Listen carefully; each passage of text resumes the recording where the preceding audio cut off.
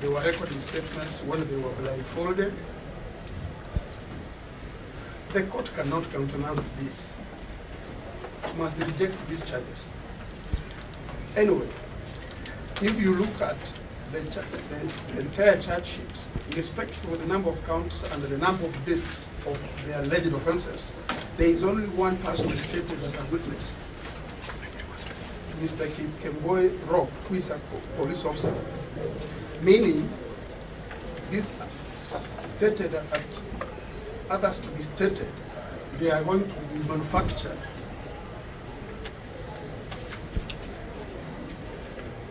What it means really from the face of the charge sheet is that the investigation is incomplete.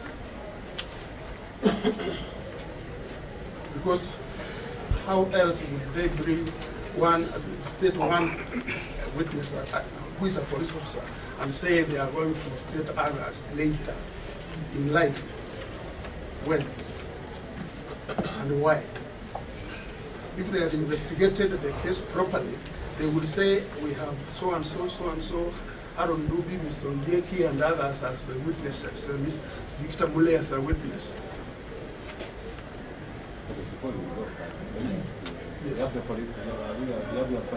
Yes. We have a file, yes. And I think this is premature. We could have that we are descending into a police state. See, these fellows were brought here very early in the morning. We were lied to that they would be. Before the charges could be read out to the accused, the defense counsels have raised several issues, and from the submissions by the defense counsels, led by Mr. Ndubi, the issue which I think have been raised are the court will reject the charges herein for duplicity, the accused rights have been violated, that there is no substantive order of the Office of the Director of Public Prosecution to approve the charges to be brought before this court. On the first issue, that is on whether the charge sheet is duplex, the rules on the duplicity of the charge sheet is that the prosecution must not allege the commission of two or more offenses in a single charge, in a charge sheet. And the importance of this is that a person charged with criminal offense is entitled to know the crime that they have committed so as to prepare their defense. And in this case, the accused are charged with the 5 counts. The first one is being in possession of offensive weapons. The second one is preparation to commit a felony. The third one is organizing an unlawful assembly. The fourth one is trafficking in narcotic drugs. And finally, subversive activities. In all these charges, the particulars have been set out clearly in the charge sheet. And in my view, I do not see any duplication in the charge sheet. And this is an argument that the same are duplex is not correct. As to the second issue on violation of the accused person's rights, in that they have been held for more than 24 hours, my view is that if that is the position, the agreement lies in an action for damages against the authorities, the relevant authorities, and the same cannot be a ground for the court to reject the charge sheets. On the issue that there is no substantive order of the Office of the Director of Public Prosecution, as the previous order of that office has vacated, it is clear that that Office of Director of Public Prosecution is established under Article 157 of the Constitution. It is an independent office. Then we have Article 253 of the Constitution, which deals on the incorporation of commissions and the independent offices. And that article is very clear that such commissions and independent offices are about to cooperate with the perpetual succession and seal. It is therefore clear that the mere fact that there is no substantive order of such an office does not mean that such an office shall cease to function until a substantive order is appointed. After all, there is delegation of function in the said office, and it is therefore not true that the charges before the court were not properly approved. And having said that, I now direct that the charges be read out to the accused in the language which they understand. Submitting, Your Honor, that there is a real likelihood that the first accused person is likely to commit additional or further crimes going by his character and antecedents. Having recently been charged as recent as early as last month on 20th of June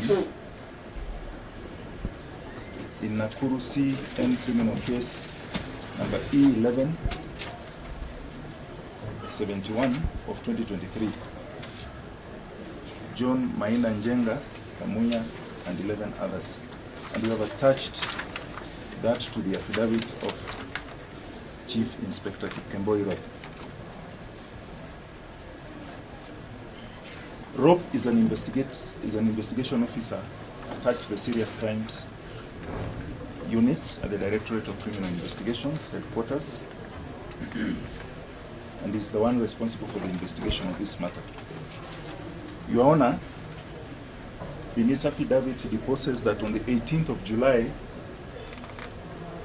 the DCI received some intelligence reports that a group of people were planning to commit crimes, including grievous harm, causing malicious damage to property during the demonstrations that had been planned last week. Yes. So, Your Honor, without repeating, let me just point out the compelling reasons. At paragraph 5, it is deposed that offensive weapons were recovered from the accused person. The charge sheet has indicated there were 14 machetes, 24 Masai swords, and 46 rungus and jembe sticks. We have attached the photograph of the offensive weapons recovered as KR1. I've also alluded, Your Honor, to the case that is before Nakuru Court. It is a case similar to the case before you, and it just goes to prove that the accused person, the first accused person, is a repeat offender. While the charges pending. When you say offender, the trial has not been started. It is very prejudicial. But I've not said that he's a convict. Yes, then the accused you in cannot this use matter those has not terms. been convicted by any court. Yes. He's not a convict. I'm saying, we cannot proceed like that. Let him address the court. After he's finished, we'll give you time to address the Well guided now. Your Honor, there's a case that I've already alluded to, 1171 of 2023, pending before Nakuru, that is based on similar circumstances and facts as this one. The point I'm making is the prosecution reasonably apprehends that if the accused person is released, he is likely to continue committing these offenses to the detriment of the public. Because we all know what the court takes judicial notice of what was happening in the country last week. There was chaos everywhere. And it is the responsibility of the government to ensure that there is peace and tranquility throughout the country. The other reason we raise, Your Honor, is that the first accused person is a very influential person.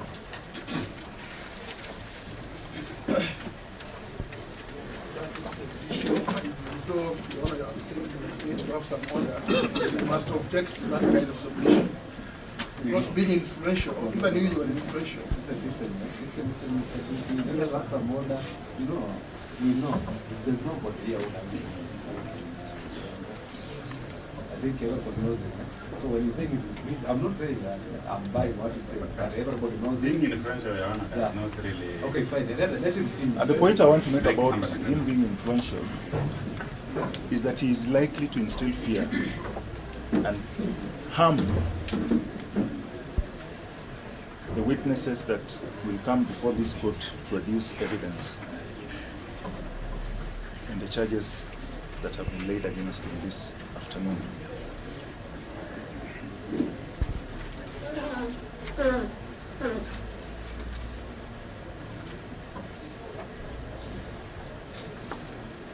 Chief Inspector Kikemboi also deposes that from their intelligence reports, there is a likelihood that the accused person's lives could be in danger if they are released. The accused the first accused person?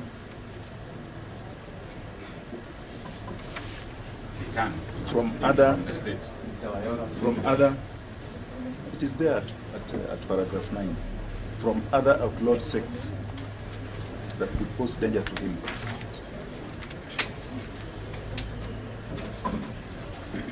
The last reason we raise, Your Honor, is that there are accomplices of the accused who are still at large, yet to be arrested. And the release of the first accused person, whom I've already submitted, is influential, may prejudice the efforts to arrest his accomplices who are still at large.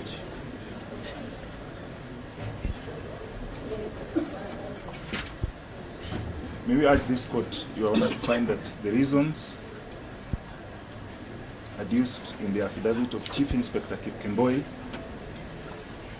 and the arguments we've made before you make compelling reasons that, and we pray that you be persuaded to deny the first accused bond.